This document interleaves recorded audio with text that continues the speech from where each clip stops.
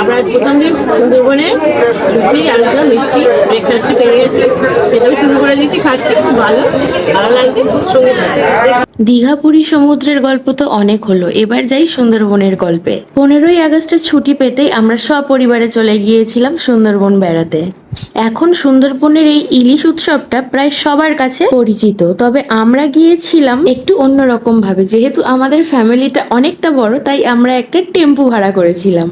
সেটাই আমাদেরকে ক্যানিং স্টেশনের কাছে নামিয়ে দিয়েছিল। অ্যাজ ইউজুয়াল ক্যানিং স্টেশনেই ছিল আমাদের গাড়ি রিজার্ভ করা, সেই গাড়ি আমাদেরকে সোনাখালী ঘাট পর্যন্ত পৌঁছে দিয়েছিল। আমরা গিয়েছিলাম সাগর সঙ্গম ট্রাভেলসের সাথে।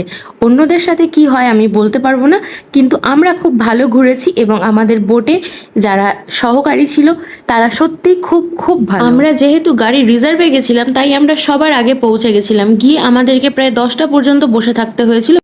আমরা সবাই সুন্দরবনে ঘুরতে এসেছি, সব ফ্যামিলি আমাদের এখানে আছে।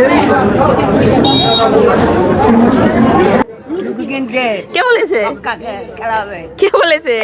আচ্ছা, তোমরা কখনো কেউ এরকম কীর্তিকলাপ করেছো যে কোথাও ঘুরতে গিয়ে, বিশেষ করে এরকম নদী পথে ঘুরতে গিয়ে নাকি মানুষ লুডো খেলবে, সেই লুডোটা পর্যন্ত সেখান থেকে গিয়ে কিনেছে? আমাদের বোটে আরো যারা ছিল তাদের জন্য, যেহেতু আমরা ওখানে অনেকক্ষণ ওয়েট করছিলাম, তো তার মধ্যেই আমরা আমাদের ব্রেকফাস্ট করে নিয়েছিলাম। ব্রেকফাস্টে ছিল লুচি, আলুরদম আর মিষ্টি। আইসক্রিমটা আমরা কিনেছিলাম, ওরা দিয়েছিল ফ্রুটি। ব্রেকফাস্ট কমপ্লিট করে আমাদের লুডো খেলার দল বসে পড়েছিল লুডো খেলতে। প্রায় 11টা নাগাদ সোনাখালী ঘাট থেকে আমরা রওনা দিলাম সুন্দরবন ঘোরার উদ্দেশ্যে। কিছুক্ষণ যাওয়ার পর 12:30টা নাগাদ আমাদের হাতে চলে এসেছিল গরম গরম চিংড়ি মাছের পকোড়া। বনানী তো বেছে বেছে বড় চিংড়ি মাছগুলো খাচ্ছিল, আর সুস্মিতা দি নিয়েছিল 2টো প্লেট। হ্যামিল্টন বাংলো, যেটা ছিল আমাদের প্রথম স্পট।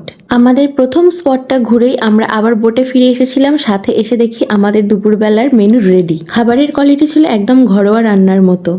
2 রকম মাছ, ডাল, বেগুনি, সাথে চাটনি, পাঁপড়। আমরা তো ঘোরার থেকে মনে হয় খাওয়া দাওয়া বেশি করছিলাম। কিছুক্ষণ পর দেখি বিকালে আবার পেয়ারা দিচ্ছে, সবাইকে একটা করে পেয়ারা দিয়েছিল। আমাদের সেকেন্ড স্পট ঘুরে আমরা চলে এসেছিলাম পাখিরালয়, কারণ আমাদের হোটেল ঠিক করা হয়েছিল এই পাখিরালয়েতে। এই দিন সন্ধেবেলায় ছিল 2টো প্রোগ্রাম পরপর, একটা ছিল বাউল গান আর একটা ছিল আমাদের ট্যুর গাইডেরই একজন দাদা, যিনি আমাদেরকে খুব সুন্দর সুন্দর গান পরিবেশন করেছিলেন।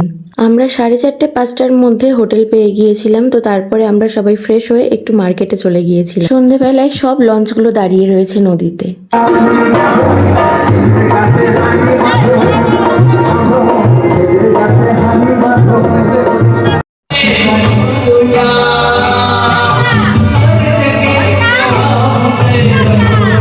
আমাদের রাত্রের মেনুতে ছিল মাটন।